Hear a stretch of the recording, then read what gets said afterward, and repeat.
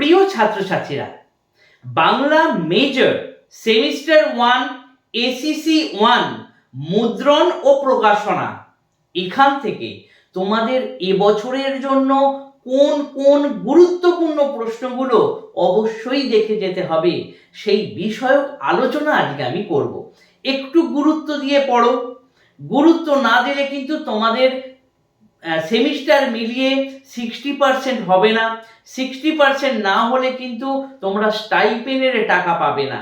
তাই একটু বিলাসিতাটাকে ছেড়ে একটু পড়াশোনায় মন দাও। একটু একটু করে পড়লেই তোমরা একটা ভালো নম্বর পাবে।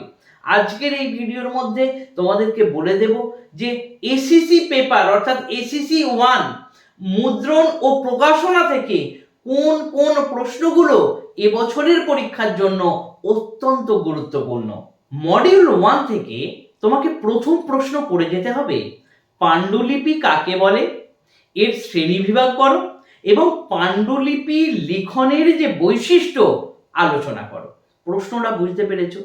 এই প্রশ্নটা ভালো করে করে যাও। 2 নম্বর প্রশ্ন, গ্রন্থ সম্পাদনা ও সংকলন সংক্রান্ত ধারণাটি ব্যক্ত করো। এই প্রশ্নটাও কিন্তু খুব গুরুত্বপূর্ণ। একটি গ্রন্থের বিভিন্ন অংশগুলো চিহ্নিত করো, মানে কভার পেজ, টাইটেল পেজ, এই যে বিষয়গুলো রয়েছে এই বিষয়গুলি চিহ্নিত করো। 4 নম্বর প্রশ্ন তোমাদেরকে করে যেতে হবে, একটি বই প্রকাশ করতে গেলে লেখককে কোন কোন দিকে নজর রাখতে হয়।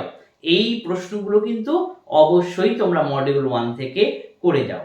এছাড়া 5 নম্বরের জন্য তোমাদেরকে যেগুলো করে যেতে হবে, পাণ্ডুলিপি সম্পাদনা পদ্ধতি কি এ বিষয়ে ভালো করে দেখে যাবে। পঞ্জীকরণ বলতে কি বোঝো, 5 নম্বরের প্রশ্ন।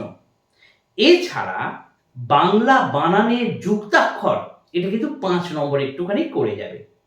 এরপর আসি মডিউল 2 তে। মডিউল 2 থেকে তোমাদেরকে অবশ্যই করে যেতে হবে পশ্চিমবঙ্গ বাংলা একাডেমির বানান বিধি সংক্রান্ত ধারণা দাও। 2 নম্বর প্রশ্ন, বাংলা বানানের সমস্যাগুলি আলোচনা করে আধুনিক বাংলা বানানের নিয়মগুলি কি কি আলোচনা করো। এটা কিন্তু পরের প্রশ্ন। এরপরে যেটা তোমাকে মডিউল 2 থেকে করে যেতে হবে, বাংলা বানানের বিবর্তন সংক্রান্ত ধারণাটি দাও। এটা পড়ে যাচ্ছ। এবং বাংলা বানানে বিদ্যাসাগর ও রামমোহন রায়ের অবদান আলোচনা করো। এই বিষয়টা কিন্তু একটু গুরুত্ব দিয়ে পড়ে যাও। এছাড়া এখান থেকে ছোট প্রশ্ন অর্থাৎ 5 নম্বরের প্রশ্নের জন্য তোমাদেরকে করে যেতে হবে কলকাতা বিশ্ববিদ্যালয়ের বানান বিধি, বিশ্বভারতীর বানান বিধি এবং বিদেশি শব্দ ও দেশি শব্দ প্রয়োগে পশ্চিমবঙ্গ বাংলা একাডেমি। যদিও পশ্চিমবঙ্গ বাংলা একাডেমি আমি বড় প্রশ্ন দিয়েছি, তবুও এটা একটু ভালো করে করে যাবে, এখান থেকে কিন্তু প্রশ্ন আসার চান্স রয়েছে। এরপর চলে আসি মডিউল 3 তে।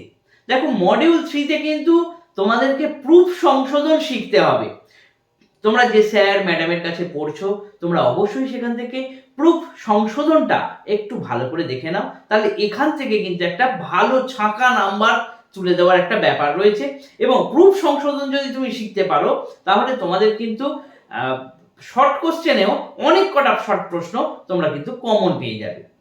এখান থেকে আরেকটি বড় প্রশ্ন তোমাদের করে যেতে হবে, যেটা হচ্ছে মার্কেটিং সংক্রান্ত ধারণা দাও। এটা কিন্তু খুব গুরুত্বপূর্ণ একটা প্রশ্ন।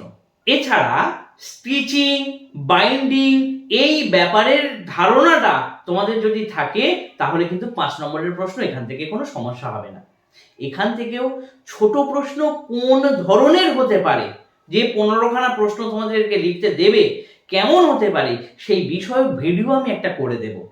আমি তোমাদের বিশেষভাবে বলছি যে একটু মন দিয়ে সেমিস্টার 1 সেমিস্টার 2টা পড়ো, এখন অনেক সময় পাচ্ছ, তোমরা কিন্তু একটা ভালো নম্বর পেতে পারো। আগামী শিক্ষাবর্ষে যদি তোমাদের অনলাইন পড়ার কোনো প্রয়োজন পড়ে তাহলে ডেসক্রিপশন বক্সে আমি হোয়াটসঅ্যাপ নাম্বারটা দিয়ে দিয়েছি, একটু যোগাযোগ করে নিও। ধন্যবাদ।